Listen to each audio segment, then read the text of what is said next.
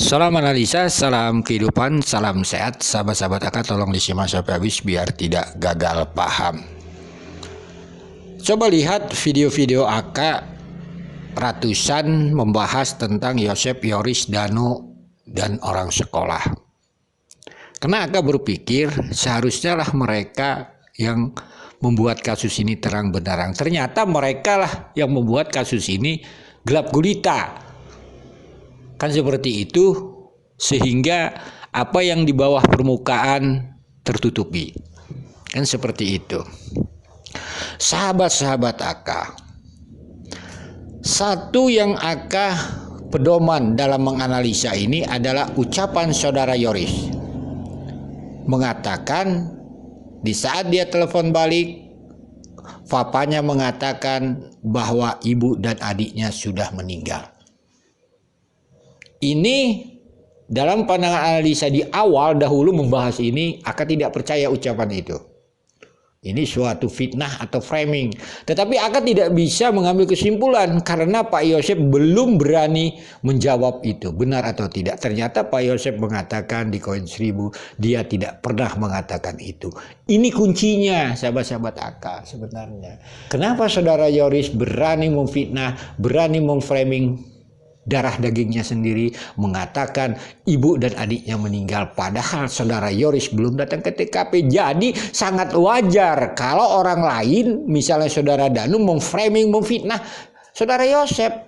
Orang darah dagingnya juga mengatakan seperti itu. Tapi inilah yang dilupakan para netizen dan konten. Sesungguhnya ini, makanya wajar Yosep ini diframing, difitnah dalam pandangan analisa Aka. Contoh, saudara Danu mengatakan, kita dengar bahwa pelakunya adalah Yosep. Kan itu ada cerita di publik tentang BAP. Kenapa saudara Danu berani mengatakan itu? Ini kan pertanyaannya karena dalam pandangan analisa ada saudara Yoris di sisi dia. Bergabung berbulan-bulan sama dia. Itu sangat wajar saudara Danu melakukan itu. Orang anaknya sendiri Yoris mengatakan ibu dan adiknya meninggal mengatasnamakan bapaknya. Ini sudah di sana sahabat-sahabat Aka dalam pemandangan analisa itu sahabat-sahabat Aka. Jadi kita nggak perlu mutar-mutar. Ini saksi-saksi ini kenapa harus memframing saudara Yosep?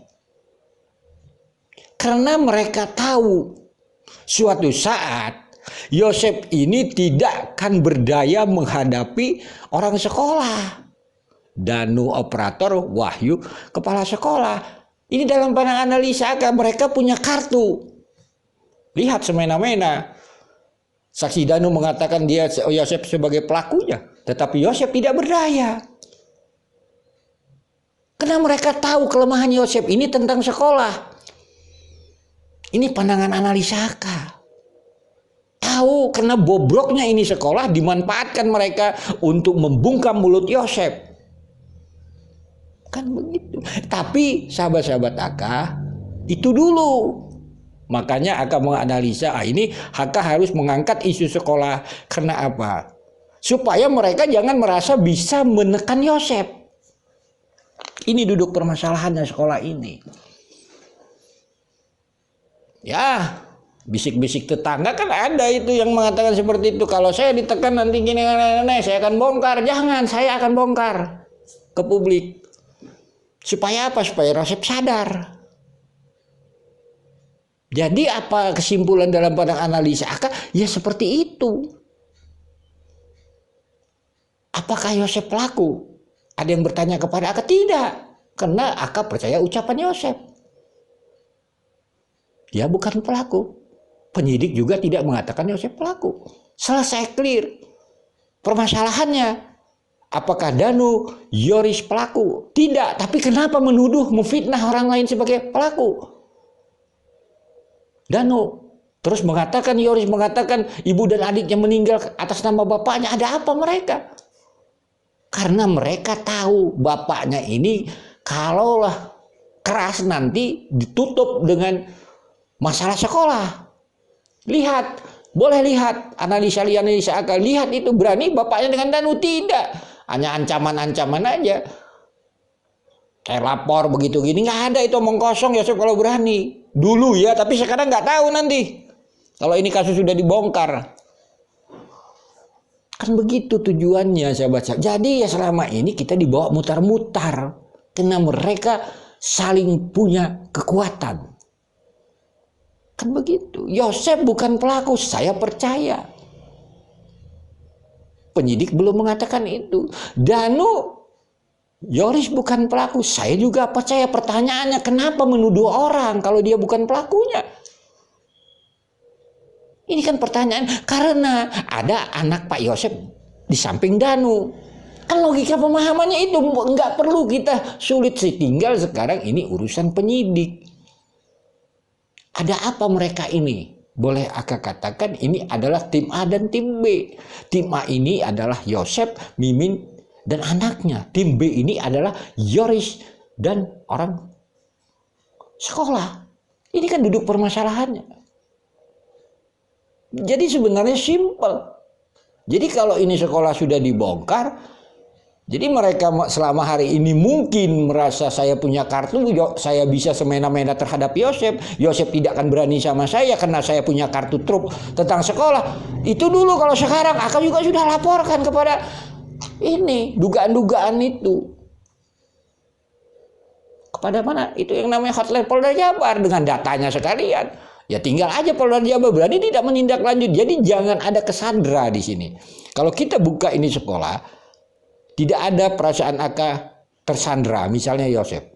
Bagi Aka sih, kita diskusi dengan teman-teman di belakang layar, ini saya bilang, ini Yosef tersandra. Jadi semena-mena dong, orang, Anda pelaku, begitu begini. Yosef tidak berani berbuat apa-apa. Framing terjadi di mana-mana. Ini hasilnya, sahabat-sahabat Aka. Bukan berarti Yosef itu tidak berani karena dia pelakunya, tidak. Karena dia bukan pelaku lah. Kan begitu. Dia tahu kebobrokan sekolahnya ini kunci untuk menutup mulutnya. Ya ini dalam pandangan analisa Aka. Kalau Yosef tegas, dulu ya, mungkin dibongkar itu kebobrokan sekolah dulu. Tapi sekarang kan nggak perlu Anda yang membongkarnya, kami juga bisa mengangkat isunya. Seperti itu. Anda mungkin mengatakan muridnya banyak, itu kan ada data-data lah. Seperti itu. Jadi sekali lagi sahabat-sahabat Aka, kasus ini sebenarnya dibawa mutar-mutar sama mereka. Kasihan sama Yosef saya. Makanya di Jumat Berkah ini akan membahas itu, sahabat-sahabat Aka. Jadi ada istilahnya, anakku sayang, anakku malang. Tidak berdaya Yosef dalam pandang analisa Aka, padahal korban adalah anaknya sendiri. Yang hidup juga anaknya sendiri.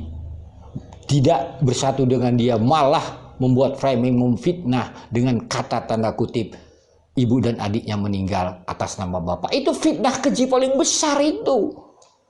Sebenarnya kuncinya di sana sebenarnya. Jadi sangat wajar kalau orang-orang lain ikut-ikutan karena ada anaknya, gitu kan logikanya, pemahaman seperti itu. Itu lihat udah Aka bahas yang di mana itu dikatakan di monogram. Kan seperti itu. Ini luar biasa. Jadi sebenarnya simpel. Makanya Yosef terhadap anaknya Reco, yang satu mau buka sekolah, yang satu mau nutup, ujung-ujungnya dana bos. Ini kan urusan sekolah. Bagaimana kalau nanti saudara Yoris mengatakan papa juga makan uang sekolah? Takut dia kan? Dibongkar ini sekolah. Jadi Yosef tidak berdaya dalam pandangan analisa Aka. Lebih baik saya diam katanya. Keluar-keluar dia minta ke presiden. Keluar-keluar dia minta untuk pelaku ditangkap. Karena dia yakin bukan dia pelakunya. Tetapi sahabat-sahabat Aka, tidak boleh seperti itu. Kan harusnya seperti itu. Pak Yosef harus bersama-sama dengan penyidik. Tapi Pak Yosef tidak berdaya. Inilah saya pandangan analisa. Jadi kita mutar-mutar. Sekali lagi ini analisa Aka terhadap Pak Yosef. Mohon maaf bila ada kata-kata yang salah. Salam sehat, salam kehidupan.